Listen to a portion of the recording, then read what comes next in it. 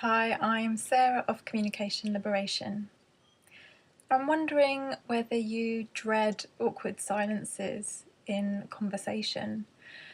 If so, you're not alone. Most of the people that I work with have a lot of negative associations with silence, associations of getting stuck, struggling, feeling embarrassed, frustrated, and so on. And this can really add to a feeling of this kind of awkward feeling around silence can add to a feeling of time pressure, which has a negative impact on fluency. So one of the things that we often look at in stammering therapy is this question of how you relate to silence. And this is because pauses can be very useful therapeutically, but first of all, there's a need to work on the on reducing the feelings of discomfort around silence.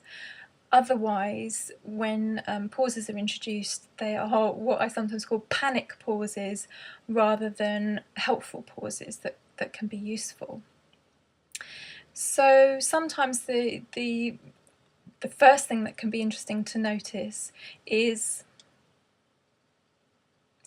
how you feel about somebody else pausing when they pause in conversation. I don't know what you noticed there. Did you get a little awkward feeling or think what's going on, or if you'd been talking to me face to face, would you have wanted to jump in? Things like that, useful to notice. If you feel uncomfortable in response to other people's pauses and silence, that's often the case. And you can experiment to see if you're willing to just be with that awkward feeling a little bit more and notice whether the awkward feeling reduces over time. Then, possibly with the guidance of a speech therapist, you might want to experiment with introducing voluntary pauses into your speech as an experiment to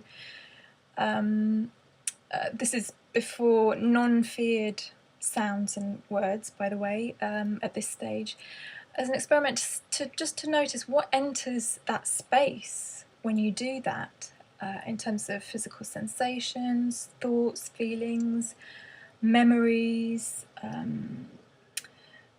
Gives you an opportunity to notice your listener's reaction to there being a pause as well, but without all the associations of an actual moment of blocking, getting stuck.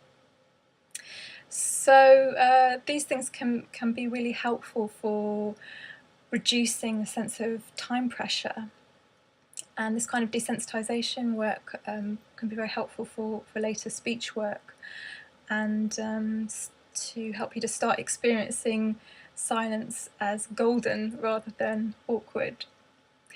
So I hope this has been helpful to you in some way, and you can find out more by coming on over to my website www.communicationliberation.co.uk.